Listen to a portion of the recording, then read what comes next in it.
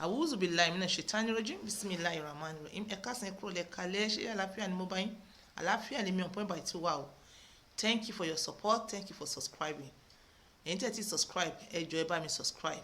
So mo kí gbogbo everybody, mo kí gbogbo ẹ̀yin bàbá mi tójú àgbà mọ́lẹ̀ o. Ṣé ẹ mọ̀ pé Ọlọ́run fún àwa yìí ní orí ọ̀fẹ́ kíní kan lórí bíbí? That is ìwọ tí o bá rí pé agbára ẹ ò tó dáadáa, ìwọ obìnrin tó bá rí pé o ti ń gbẹ, ṣóyé yín, so agbára Ọlọ́run ká, mo ti sọ fún yín agbára Ọlọ́run ṣe kí ni ó ká. Tó bá sì jẹ́ pé nǹkan kan náà ló ń dà ẹ́ láàmú tó fi pé mi on point by two mi tí ì mention pè mí, tó o bá ti ń ṣe láìmí màá bẹ́ẹ̀ tọpinpin ẹ jẹ́ kí n sọ bẹ́ẹ̀ yẹn, màá bẹ́ẹ̀ tọpinpin ẹ tí wàá dẹ̀ rí èsì ayọ̀ bẹ́ẹ̀ gbogbo ẹ máa sanwó. That is it. Ẹ jẹ́ ká mọ̀ tẹ̀síwájú. Ọ̀rọ̀ tí mo fẹ́ sọ lẹ́yìn náà ó bá èyí náà mu. Ok, nínú gbogbo nǹkan tá à ń ta yìí náà ni sóye yín òun o éèjì ń bá ẹni mo rí pa éèjì ẹ sì young kò tí ì wọ 40. Òun tó bá ti ṣe lẹ́ẹ̀kan òun máa ń sùn, ó ti rẹ̀ òun lè ṣe anyone àmọ́ ń ti rẹ̀ òun. Mo ní kí Ọlọ́run kú iṣẹ́ bó tiẹ̀ dúpẹ́ kan tó lè ṣe ẹ̀kan tó lè ṣe satisfactory pé tó ń bá ṣe òun máa ń ṣe at least òun ṣe bí 10 minutes. Dúpẹ́ lọ́dọ̀ Ọlọ́run. Àwọn míì ẹ̀kan yẹn wọn ò tí ì rí ṣe àmọ́ advice tí mo wá fún ni o, mo ní ìjọ tó bá ṣe kó make sure pé òun nìkan kọ́ ló máa relax àti release, òun nìkan kọ́, kó jẹ́ kí ìyàwó ẹ̀ náà relax and release so that ìjọ tó bá máa pick, because ó ní kó tó di pé ọkàn tún fà sí ó máa tó bí 3 days kó tó di pé ọkàn ìyàwó rẹ̀ náà tún fà tí ìyàwó rẹ̀ bá ti relax and release kí ìyàwó rẹ̀ náà tó lè fà sí ní normal ó máa tó 2 or 3 days yẹn náà. Tó bá kí n ṣe pé bí àwọn bá ti mu overdose ìmúkúmu, ìmúkúmu ni màá pè overdose ìmúkúmu, àbí tó bá yẹ kó wọ́n ti lọ wòwòkúwò àbí wọ́n ti lọ rírìkúrì ní normal body, at least tí obìnrin bá relax and release yẹn ó yẹ kó tó 2 days yẹn kó tó di pé ara rẹ̀ tún pick again. So orí ọ̀fẹ́ lórí gbà tí o fi rí irú kíní yẹn ṣe. Àwọn ọmọdé bí àwọn ọmọ 20 years tí wọ́n relax and release tán nìsín ṣóyé yín, tí wọ́n ti pick immediately, it is because of their age. Táwọn náà bá wọrú age yín ibi 40 yẹn náà àwọn náà lè ṣe tó yẹn mọ́. Ẹ̀yin náà rántí pé ẹ̀yin náà ti ń sí gbàgbàgbàgbà continuously, even 1 2 3 even 4 times continuously without stop. Ara ti di pé ara gbà, then stress. But having said all this, maybe because of stress or wahala, a mọ̀ sọ wípé ọkàn yín ẹ mọ̀ build it up, because ẹ bá build it up èyí ọkàn yẹn náà kó má di pé ẹ ní rí ṣe mọ́.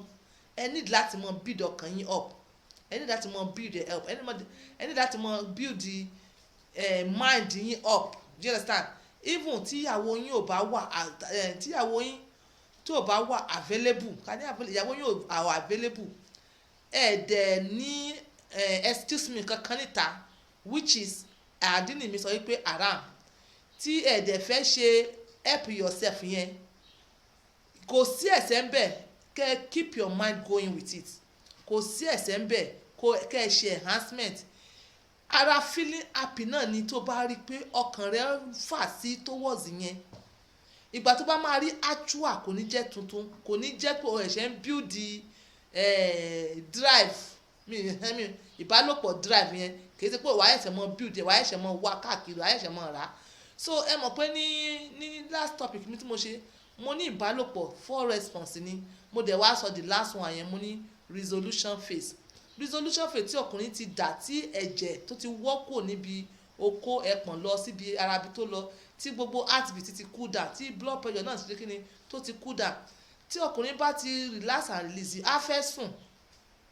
So resolution yẹn ìgbà wo ló máa tó peak? Ó lè jẹ́ few minutes, few hours, few days, mo ti sọ níjọ́ yẹn.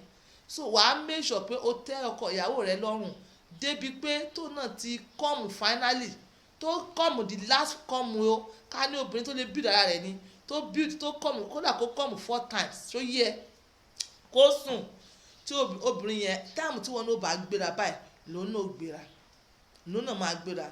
So kó tó di pé mo conclude mi wọ́n ní ọkọ àtìyàwó ni mò ń kọ́ mi ò fẹ́ hypocrite. Kó tó di pé mo conclude ọ̀rọ̀ yìí èèyàn kan pè mí láìpẹ́ ó ní òun nǹkan ọmọkùnrin òun ó cough pé kí ni èmi máa advice irú position wo ni èmi máa advice. Èmi o nǹkan tí mi kàn fẹ́ sọ ni pé number 1 be in charge. àìmọye nǹkan ọmọkùnrin tó cough àìmọye okó tó cough àìmọye tí gbogbo ọkùnrin náà mọ tú ṣòkòtò ẹ̀ fún ẹ pé ṣéèpù mi ni o oríṣiríṣi táwọn mi bá tú ṣéèpù fún yín báyìí wọ́n bá tú kẹlẹ̀ báyìí wàhálà ẹ̀ sá lọ ni ṣí dẹ̀ ń sọ yìí ìwé àkàdébẹ̀ ni o àkàwé débẹ̀ ni. So má sọ wípé bóyá ìwọ you are left out kò bá mọ̀ ṣe L kò bá mọ̀ ṣe C kò bá mọ̀ ṣe U kódà kó jẹ́ W ìwọ ló máa wà in charge. Bí o bá ṣe wóra rẹ bó bá ṣe present ara rẹ bẹ́ẹ̀ ni obìnrin ó ṣe present yẹ. You have to be in charge.